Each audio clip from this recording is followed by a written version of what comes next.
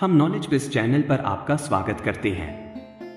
पृथ्वी का गुप्त नृत्य महाद्वीपीय विस्थापन के संकेत कैसे खोजे गए? जीपीएस उपग्रहों और उन्नत भूविज्ञान से बहुत पहले यह विचार कि महाद्वीप हिल सकते हैं बेतुका माना जाता था। वैज्ञानिकों का मानना था कि पृथ्वी के भूभाग स्थिर हैं और सृष्टि के बाद से अपरिवर्तित रहे हैं। लेकिन चट्टानों, जीवाश्मों और प्राचीन मानचित्रों में कुछ संकेत छिपे थे, इशारे कि हमारे पैरों तले की जमीन उतनी स्थिर नहीं थी जितनी दिखती थी। यह कहानी है कि कैसे प्रारंभिक विचारकों ने महाद्वीपीय विस्थापन के रहस्य को सुलझाना शुरू किया। जिगसॉव जैसे महाद्वीपों की पहेली।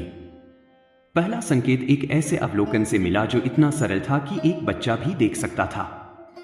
17वीं शताब्दी में दार्शनिक सर फ्रांसिस बेकन ने देखा कि अफ्रीका और दक्षिण अमेरिका के तटीय क्षेत्र एक विशाल पहेली के टुकड़ों की तरह एक दूसरे से मेल खाते हैं। लेकिन बिना सबूत के यह सिर्फ एक अजीब संयोग बनकर रह गया।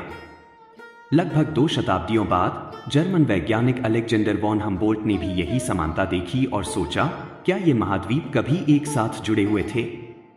उन्होंने अनुमान लगाया कि किसी भीषण प्रलय ने उन्हें अलग कर दिया होगा, लेकिन उनके पास इस सिद्धांत को साबित करने के लिए कोई सबूत नहीं था।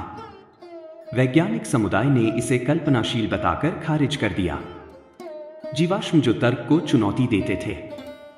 अगला संकेत एक अप्रत्याशित स्रोत से मिला, जीवाश्म।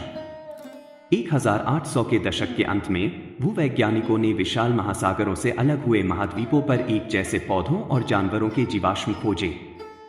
उदाहरण के लिए ग्लोसोप्टेरिस नामक फर्न दक्षिण अमेरिका, अफ्रीका, भारत, ऑस्ट्रेलिया और यहां तक कि अंटार्कटिका में पाया गया।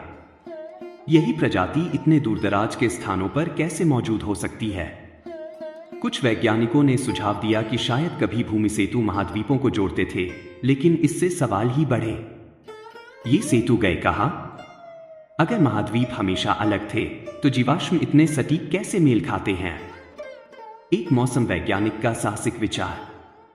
असली खोज एक अप्रत्याशित व्यक्ति, अल्फ्रेड वेगन, एक जर्मन मौसम वैज्ञानिक जिसे भूविज्ञान का शौक था, से आई। 1912 में उन्होंने एक क्रांतिकारी सिद्धांत प्रस्तुत किया, महाद्वीप स्थिर नहीं है, बल्कि लाखों वर्षों से धीरे धीरे खिसक रहे हैं। उन्होंने इसे महाद्वीपीय विस्थापन नाम दिया। वेगन ने कई क्षेत्रों से सबूत जुटाए। भूवैज्ञानिक मिलान, दक्षिण अमेरिका की पर्वत श्रृंखलाएं अफ्रीका की श्रृंखलाओं से मेल खाती थी।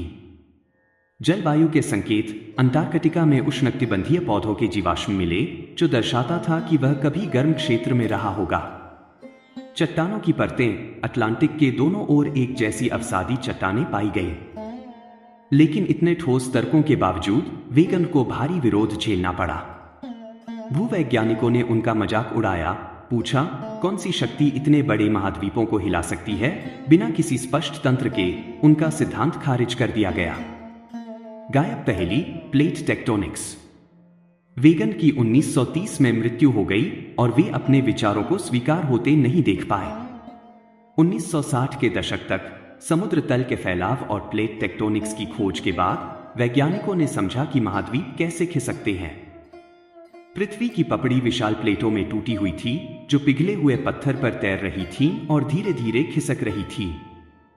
आज हम जानते हैं कि महाद्वीप वास्तव में खिसकते हैं, लगभग नाखून बढ़ने की गति से।